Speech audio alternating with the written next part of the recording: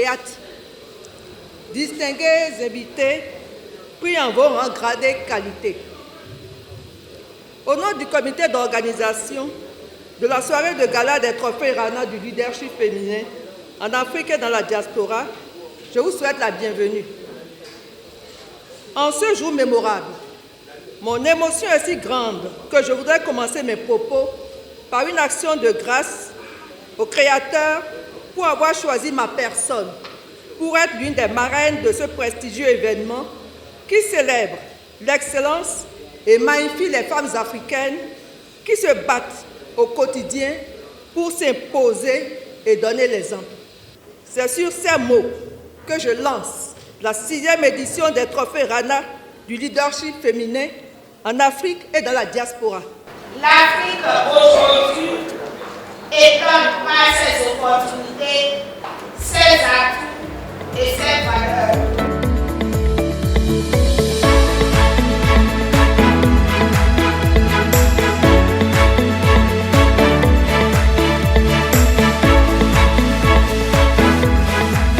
Chers amis, célébrons la femme. Elle constitue la couche majoritaire de l'humanité et l'Afrique, notre continent, n'échappe pas à cette réalité. En vérité, la femme est comme un arbre fruitier.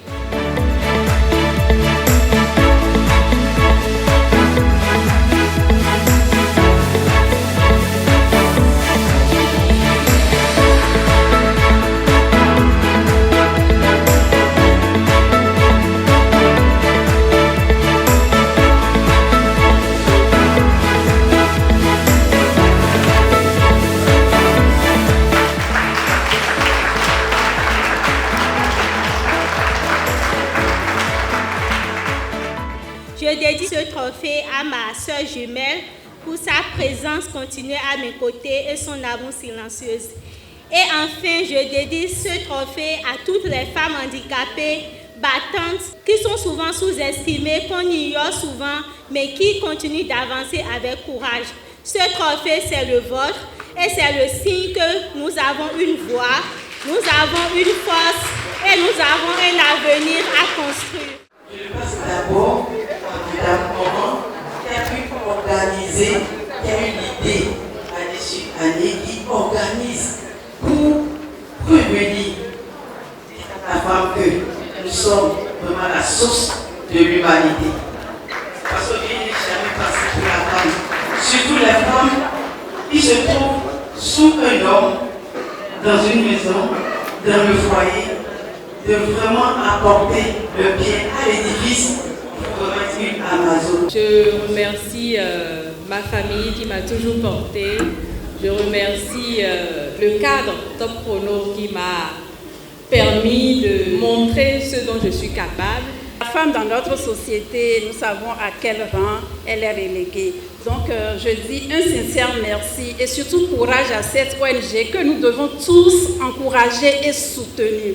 Merci beaucoup et merci à toute ma famille qui est venue ici pour me soutenir. Il y a encore quelques années, j'ai connu les moments les plus sombres de ma vie et je m'étais résignée à être une femme de ménage dans mon foyer, juste une épouse, une mère qui devait se réveiller à 4 h du matin pour faire le petit déjeuner, le goûter de ses enfants.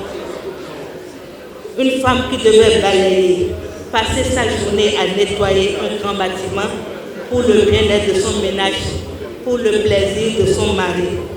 Une femme qui devait, avec la roue, sacrer la devanture de sa maison.